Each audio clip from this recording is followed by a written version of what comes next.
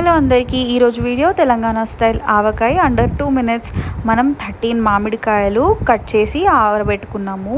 ఈ ఆరబెట్టుకున్న మామిడికాయల్లోకి ఒక గ్లాస్ కారం పొడి, 1.5 గ్లాస్ ఉప్పు, ఒక హాఫ్ గ్లాస్ ఆవపొడి, అలాగే ఇంకో హాఫ్ గ్లాస్ జీలకర్ర మరియు మెంతి పొడి, ఇవన్నీ పొడులు వేసుకొని అలాగే ఒక గుప్పెడు వెల్లుల్లి కూడా యాడ్ చేసుకొని బాగా కలుపుకోవాలి. ప్రాసెస్ అంతా స్టార్ట్ చేసే ముందే మనం 1 కేజీ పల్లి నూనె తీసుకొని కాచి కొంచెం వామ్ అయ్యాక అందులో ఒక హాఫ్ కేజీ అల్లం వెల్లుల్లి పేస్ట్ వేయాలి. వామ్ అయిన తర్వాతే వేయాలి, వేడిగా ఉన్నప్పుడు వేయకూడదు. ఆ తర్వాత ఈ మిశ్రమాన్ని అంతా చల్లారాక మనం ముక్కల్లో వేసి కలిపి బాగా పట్టించాలన్నమాట.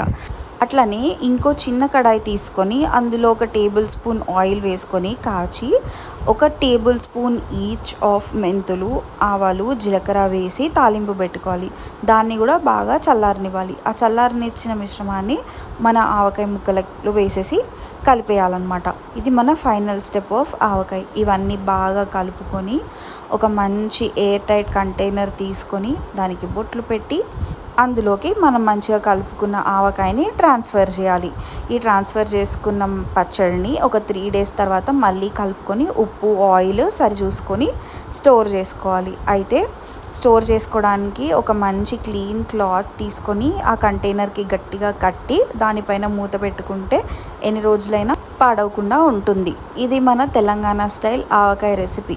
తెలంగాణ స్టైల్ రెసిపీకి వేరే రెసిపీస్కి తేడా ఏంటి అంటే మనం అల్లం వెల్లుల్లి పేస్ట్ వేస్తాము, వేరే వాళ్ళు వేయరు. నేను ఇదే రెసిపీని ఫుల్ వ్లాగ్లో కూడా పెడతాను. మన ఛానల్కి తప్పకుండా సబ్స్క్రైబ్ చేయండి. చూస్తున్నారు కదా మన పచ్చడి ఎంత యమ్మీగా ఉందో.